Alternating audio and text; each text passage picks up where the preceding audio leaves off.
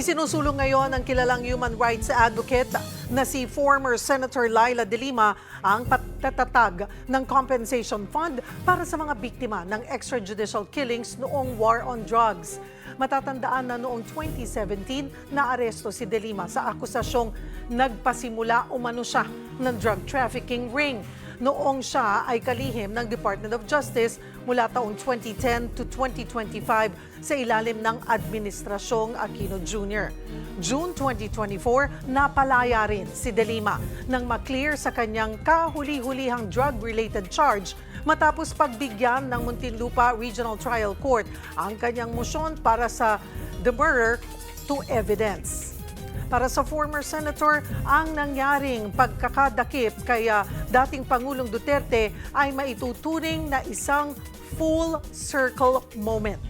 Pag-usapan natin ito kasama si former Senator Laila De Lima. Magandang tanghali po sa inyo, Senator. Salamat po sa oras. Magandang tanghali rin, Cheryl, at sa mga nanonood at nakikinig sa inyo ngayon. Senator De Lima, ilang araw na rin pong nakalipas mula nang maaresto si dating Pangulong Duterte at ngayon nga po ay naroon na para iharap sa kanyang pre-trial. Ano po ang inyong naging reaksyon nung malaman niyo po itong balitang ito? Na yung naramdaman ko po ay great relief na ayan na, yung pinakahihintay ng mga pamilya ng mga biktima, libo-libo mga biktima, dumating na. Kasi lagi, maalala mo, Cherry, laging may mga, last year, na mga usap-usapan o kalain na ilalabas nga na nga daw yung warrant of arrest. As early, I think, as July, meron na ganong mga balita. And then, noong October, meron na naman. Nung patapos na yung taon, gano'n na naman, and even yung February. So yan, March 11, it did happen, finally. Kaya, syempre tuwang-tuwa. Pero nung una nga po, parang hindi ko talaga ma-describe yung real feeling ko. Kasi nga, okay, kahit inihintay po na namin yon, inaasahan na namin, ay hindi pa rin para akong naniniwala na nangyayari na nga. Yan. Kasi that was such a historic moment, a milestone thing, a milestone development in our country. Ngayon pa lang nangyari yan na hinuli, inaresto yung isang dating Pangulo na who ruled with a fist, with an iron hand, with a fist, at siya. Senator De Lima, na-mute po, nawala po ang inyong audio. Hold on. Ngayon ang subject ng warrant of arrest at ng kasal ngayon sa ICC. Naputo lamang po kayo, Senator De Lima. You said na hindi nyo maintindihan yung inyong mararamdaman. Nung una natuwa, pero... Mixed feelings. Ayun, mixed feelings. Opo. Mixed feelings. Natuwa, syempre. Kasi ayan na, finally. Pero parang, nangyayari na ba? Yung parang ayaw pa rin maniwala. Nangyayari na ba ito? Tunay na ba nga ito? Kasi nga, yung historic moment talaga sa atin, sa Pilipinas, ngayon lang nangyari yan, milestone, breakthrough, never in Philippine history na merong ganyan, na dating Pangulo, na isang strong man who ruled with a iron fist, ay siya ngayon ang as tinutugis, siya ngayon ang inaresto, and before a foreign tribunal or an international tribunal at that. And then, pero hindi ko rin maalis, Cheryl, yung aking lungkot na kasi naman kung noon pa sana ay gumalaw na yung mga authorities natin. And I'm referring, of course, yung sa past Duterte administration, although medyo malabo atang ganon ang mangyayari na gagalaw na kaagad yung mga relevant authorities. Pero nung umpisa rin ng administrasyon na ito, wala silang ginagawa until nga yung nagkaroon ng Quadcom. And itong mga pangyayaring ganyan, nagsimula yan nung na break na yung unity team, nasira na yung alliance nila, Marcos and Duterte. So, dapat noon pa, kasi nga, inano ko yan riniklamo ko yan, tinuligsa ko yan, kinondem ko yan, yung mga killings na yan, pero konti lang ho, yung parang nakikinig sa akin. So, hindi na sana humantong sa ganito na isang foreign or international tribunal pa ang magte-take ng initiative na imbestigahan.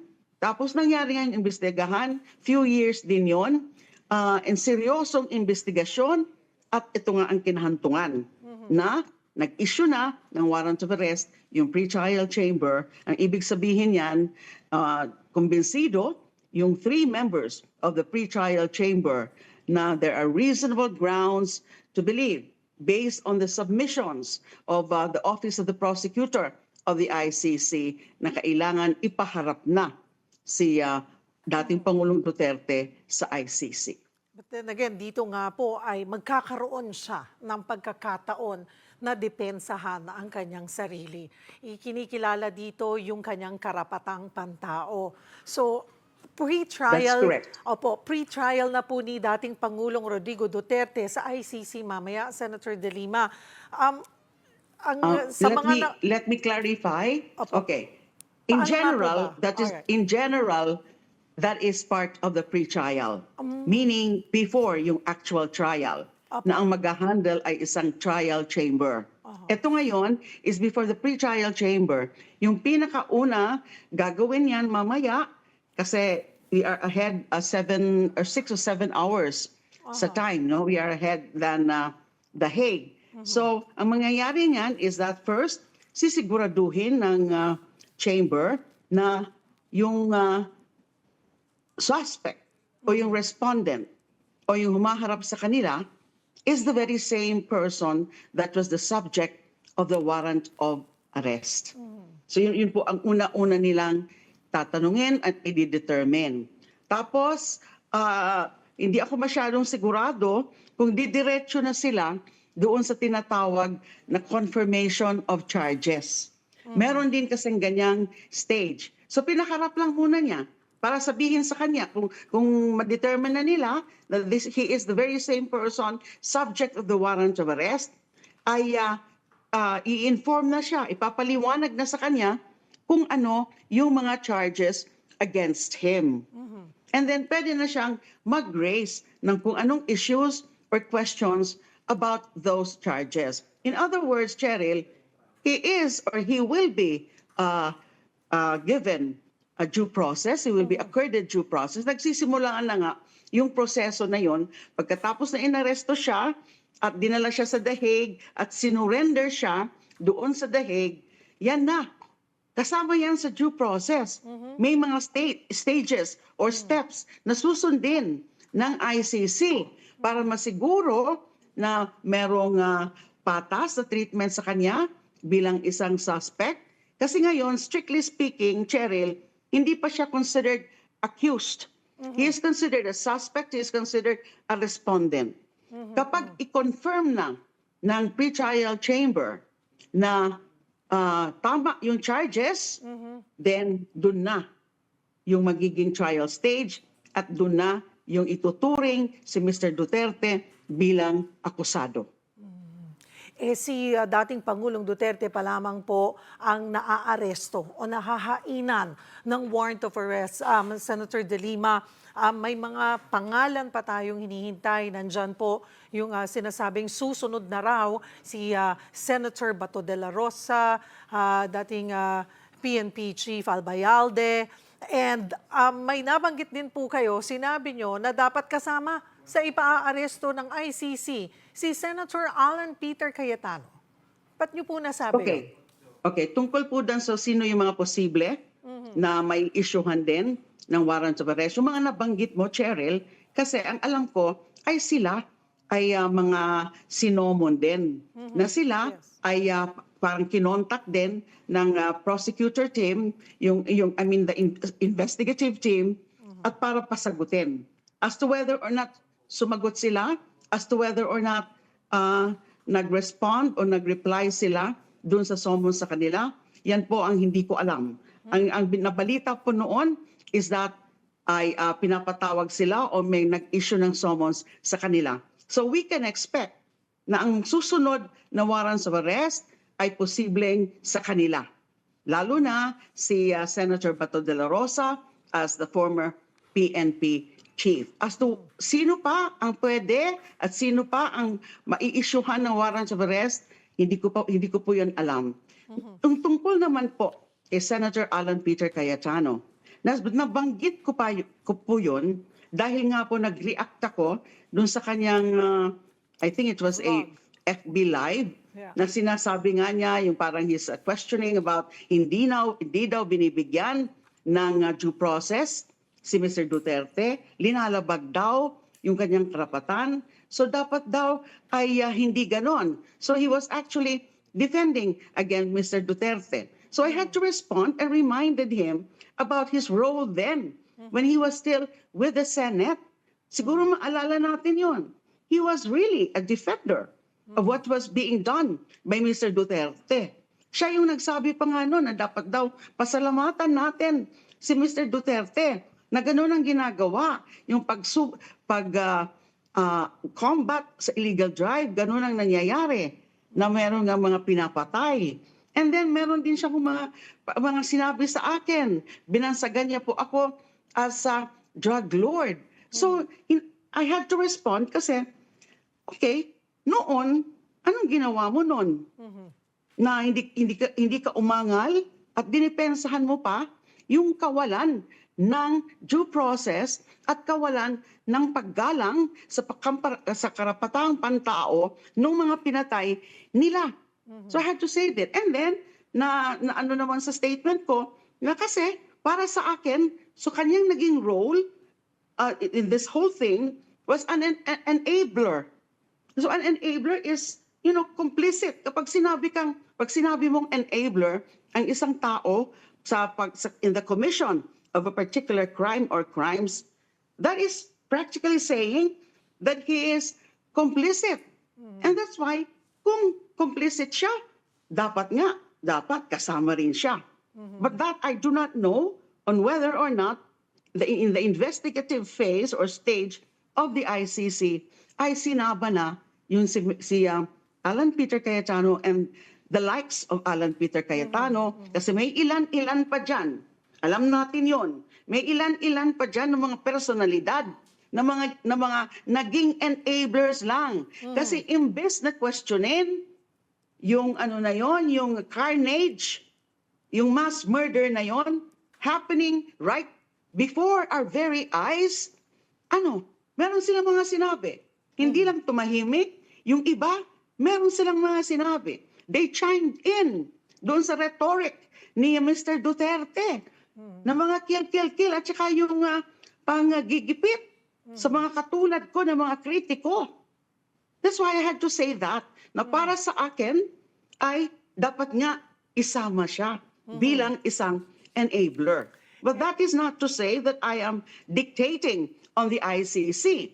Kasi sila ang nakakaalam kung sino talaga ang dapat kakasuhan. Kasi ang alam ko dyan, Cheryl, is pinipili talaga ng ICC ng istrikto, binubusisi nila yung mga facts, yung mga evidence, kung sino ang pwede nilang kasuhan, at pipiliin nila kung sino talaga yung mga may malaking role dyan sa krimen na yan. We cannot expect ICC na magpa-file ng kaso at isasama yung mga middle level sa PNP, middle level officers na sumunod din sa mga utos nila Bato, sa mga utos ng mga generals, at saka yung siyempre yung mga nasa baba, yung mga gunmen, yung mga low-level perpetrators, yung mga members ng mga squad na pag hinuhuli o gustong ulihin, pero it ends up in deaths, in summary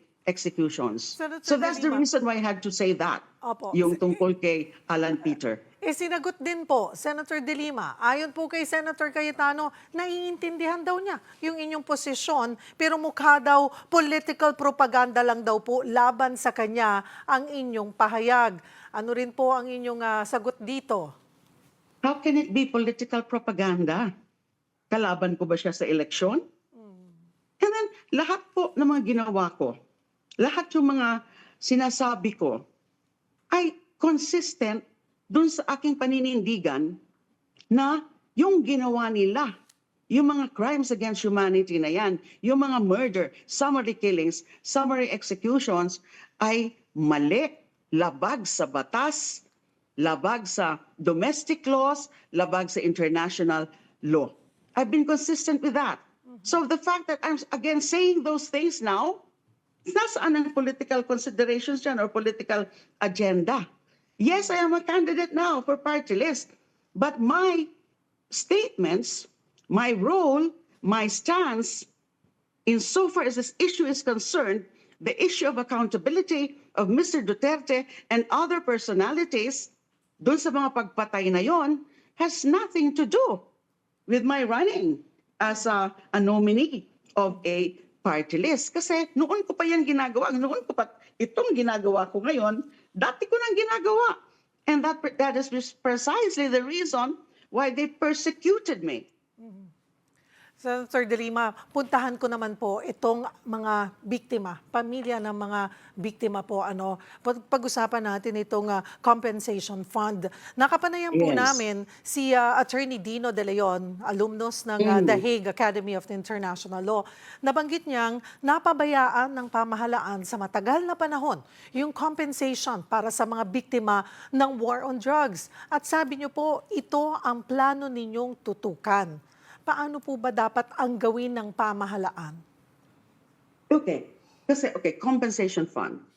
Kasi lalo na, we don't even have to wait for the verdict or for the decision of the ICC.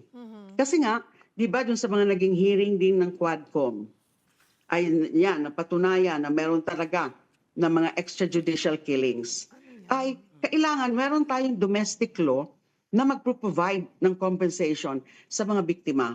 Remember, yung mga biktima noon ng martial law, merong batas, nagkaroon ng batas. Although years later, decades later, yung martial law noon pa, 1970s.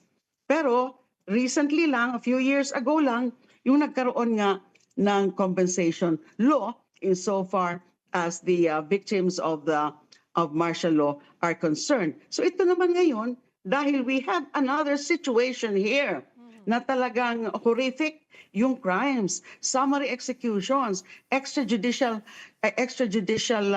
killings, ay dapat lang na i-compensate natin. Now, of course, that would be subject to discussions yet. Yung parameters nun, sino talaga yung mga entitled, paano ba yung proseso para makakuha ng compensation. And in fact, sa ICC, meron actually isang unit dyan on the victims and witnesses. Now, pwede rin i-consider ng ICC yung pagbibigay ng compensation. But we need not wait for the ICC to do that. Kasi nga, tungkol dito sa crimes against humanity, I need to point out, kasi marami pong hindi nakakaalam nito. Bago po tayo naging signatory, bago po yung Pilipinas naging official signatory or official member of the Rome Statute, ay meron na po tayong domestic law concerning genocide, concerning crimes against international humanitarian law, genocide, and crimes against humanity. We had that law. It was signed into law in 2009, or 2 years before we became an official member of Rome Statute. So mas nauna pa yung domestic law natin na nandyan at naging governing or applicable sa ating bansa. Kaysa dun sa pagiging member natin, yung paglagda natin sa Rome Statute. So nakikita ko rin yung parallelism dito, Cheryl, na pwede nating unahan rin yung ICC na magkaroon na rin tayo by means of a domestic law without yet waiting for any move, any action on the part of the ICC with respect to the matter of compensation. And I need to say also, I need to recognize na kung hindi po ako nagkakamali, sa Quadcom, I think it was pushed already by one of the chairpersons of the Quad Committee, the chairperson of the Human Rights, the Committee on Human Rights in Quadcom, Congressman Amante, na I think they have pushed for that. I just don't know kung talagang na-file na yan at kung ano na yung stage ng bill na yan.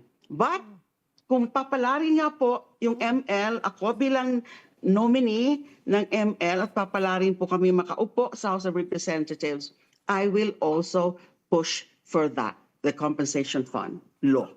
And this would be different doon po sa, I understand, may compensation program na rin po, di ba? Ang DOJ, Senator De Lima. And sa DOJ po, the ones that are falsely accused. Falsely. Kapag, okay, may akusado, dumaan ng trial, pero he or she was acquitted. Unjust prosecution. Pwede pong mag-claim yung accused, yung dating accused. And napakaliit lang nga po, ang alam ko 20,000 lang ho ata. Para po- 10,000 or 20,000. Para din Yes. lumalabas po dito, Senator De Lima, nakalagay po na, kunwari, na nakulong siya ng 3 buwan, 1,000 pesos per month of imprisonment. Yun na nga po, we will review that. Aha. And that pertains really dun sa mga the ones falsely accused and then later on acquitted. So Marami, iba po yun. Alright. Iba po yun. Marami pong salamat sa inyong oras, Attorney Laila De Lima.